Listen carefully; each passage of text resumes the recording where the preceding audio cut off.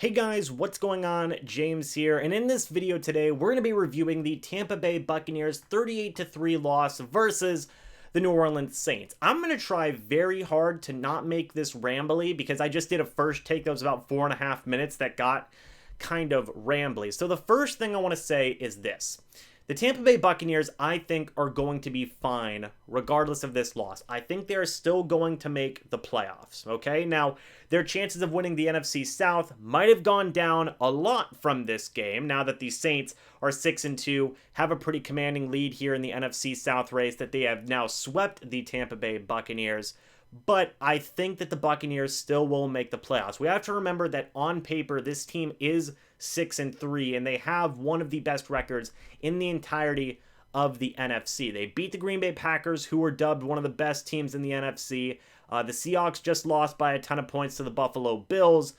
So really, the top team in the NFC is still kind of murky in terms of who really is the best team. Now, the Saints have now made a very compelling argument that they are the best team in the NFC.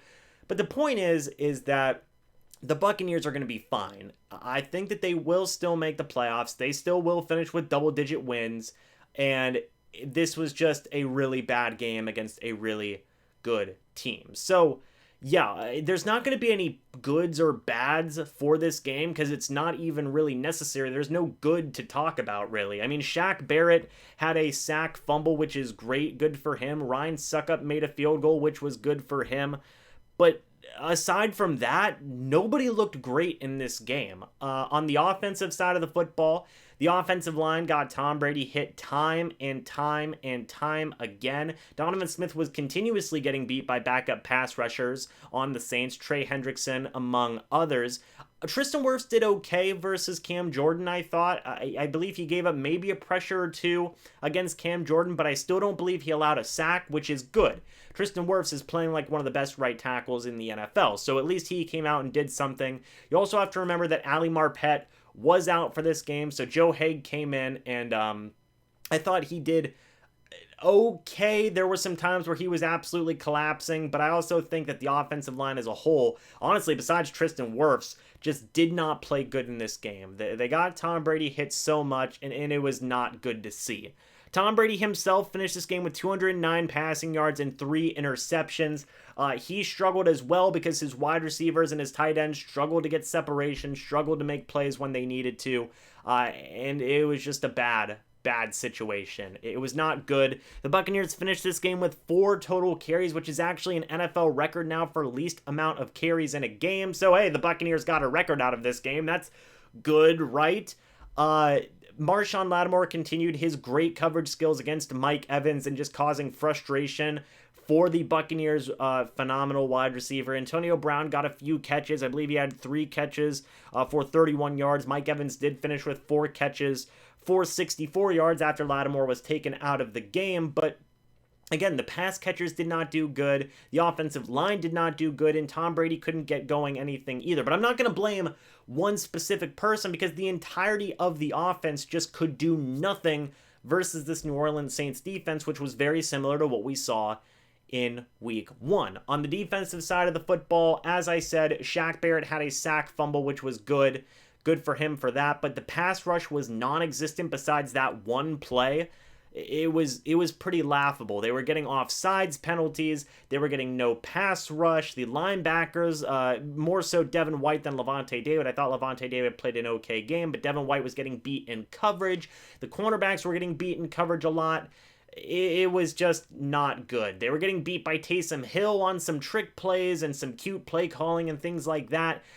The defense literally collapsed from the start of the game, and they literally did not recover besides that sack fumble from Shaq Barrett, and I believe they might have forced 1, at most 2 punts in the game as well. So again, the defense collapsed as well, the offense completely collapsed, and then finally on special teams, the punting wasn't even good either. Ryan Suckup made his 1 field goal, which was a positive, but after that, Bradley Pinion didn't have a great day punting. Now, I do know it was windy out there, and that could play a factor into that, but yeah, this team failed at every single level of the game, from offense to defense to special teams. It was a complete collapse, and I'm not gonna blame one person specifically, because there's nobody you can blame besides just the entire team as a whole. That includes the coaching staff. And I think that if you had to shift the blame to anybody the most, it would probably be the coaching staff, because this is the second game in a row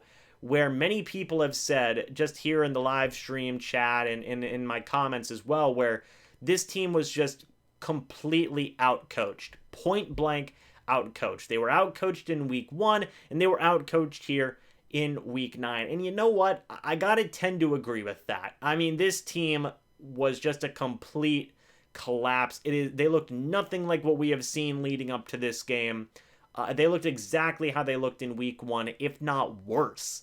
So overall, from top to bottom, this team just fell apart. It fell apart. To say that they fell flat would honestly be a compliment. They fell worse than flat. Like, they fell into the abyss and they never came back out. And again, I'm not trying to rant and ramble here.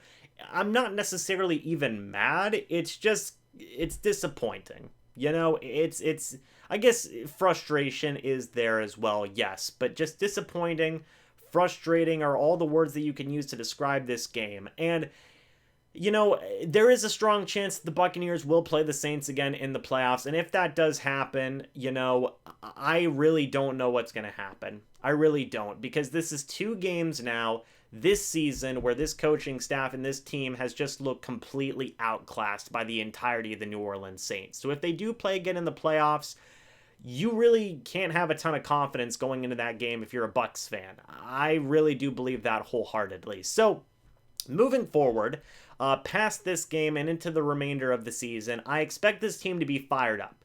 I thought they would be fired up coming into this game. That did not happen. And I expect Tom Brady to come away from this game and say, okay, this is the first time I've been swept in 19 seasons by a divisional opponent. This doesn't feel good.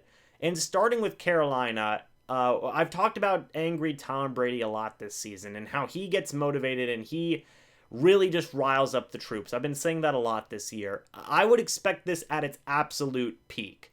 I really would. I don't think this team is going to fall apart and end with a 7-9 record or an 8-8 or even a 9-7 record. I still think this team will finish with double-digit wins. Will it be 10 wins? Will it be 11 wins? I don't know.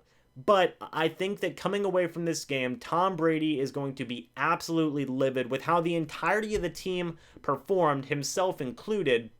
And he's going to get these guys right, starting with the Carolina Panthers. And there's still a lot to look forward here with the remaining of the season. It's not the end of the world. This team will be fine. I want to reiterate that. I really do. The Bucs are 6-3. They had 3 incredibly frustrating losses this year. 2 versus the Saints, 1 versus the Bears. But you know what? Coming away from those games, the Buccaneers have looked really motivated in those games following those frustrating losses. So I expect that to somewhat be the case here versus the Carolina Panthers, who just had a heartbreaking loss in their own right versus the Chiefs. So, yeah, that's really it, guys. There's not much else to talk about in terms of these things. I mean, there was 2 forced fumbles that the Buccaneers defense had. I believe, Shaq Barrett had that sack. Like I said, he had a sack fumble versus, against Drew Brees. And I believe, Devin White might have caused a fumble on Jared Cook. I'm not 100% sure if he was the one who forced it. But, yeah, there weren't a ton of positives. There were just a lot of negatives that can be generalized as this entire team just collapsing. But I wouldn't be insanely worried for the remainder of the season and to say that this team is just going to absolutely collapse now. I don't think that's going to happen. I don't think that this team will allow that to happen. It's just a matter of versus the Saints, this team just happens to fall apart. And I want to say shout out to the Saints for playing an incredible game twice against the Buccaneers so far this year. And shout out to the Saints fans. You got a great win here. 2 great wins versus a really good Buccaneers team. And they just showed up and completely outclassed the Buccaneers. And that's exactly what you got to chalk it up to. And now moving forward, this team is probably going to be insanely motivated starting with this Carolina Panthers game coming up here next. So, yeah, guys, that's really all I've got. I think this team will be okay, and I know it's just an insanely frustrating loss, and nothing went right in this game versus the Saints, nor did it go right versus the Saints in week 1 or versus the Chicago Bears a couple of weeks ago. But I'm confident that this team will rebound, and I'm confident that this team can get back on track and finish with double-digit wins and really make some noise in the playoffs and get going. They might not win the NFC South. They might not have a bye week, guys. That might just have to be a thing that we accept here now. But I do think that this team will make the playoffs, and I'm pretty darn confident moving forward that they will still be a really, really good team. But yeah, that's going to be it for this review, guys. Let me know your thoughts about this entire game down in the comment section below. What did you think about the loss? I really mentioned the positives. I mean, everybody who stayed and watched the live stream with me, that was a positive. I mean, we had over 300 people in there pretty consistently throughout the entire live stream, so thank you guys for that. Shaq Barrett had a sack fumble, Ryan Suckup made his field goal, and there was maybe a couple of nice plays to guys like Mike Evans, Antonio Brown, and that's really it. I mean, Tyler Johnson had a first down catch. Devin White finished the game with 14 tackles. Levante David had a pretty decent game, but that was really it, guys. There wasn't a ton of positives to take away from this game. If I'm missing any positives, please let me know. But anyway, guys, that's going to be it for this video. Hope y'all enjoyed. Now, we'll see you in the next video or the next live stream. But until then, and as always, guys, goodbye for now, and go Bucs. Keep the hope going, guys. I will see you in the next video here talking about the Carolina Panthers here soon. But yeah, don't freak out. I just want to say it again. Let's not freak out. This team is still good. I think that this team still will finish with a positive, good record and still make the playoffs. And it's important to remember that at the end of the day, the Bucs are 6-3, and they are still heavily favored to be a strong contender for a Super Bowl. So just keep that in mind. But until then, and as always, guys, I'll see you in the next video. Go Bucs. See you guys soon.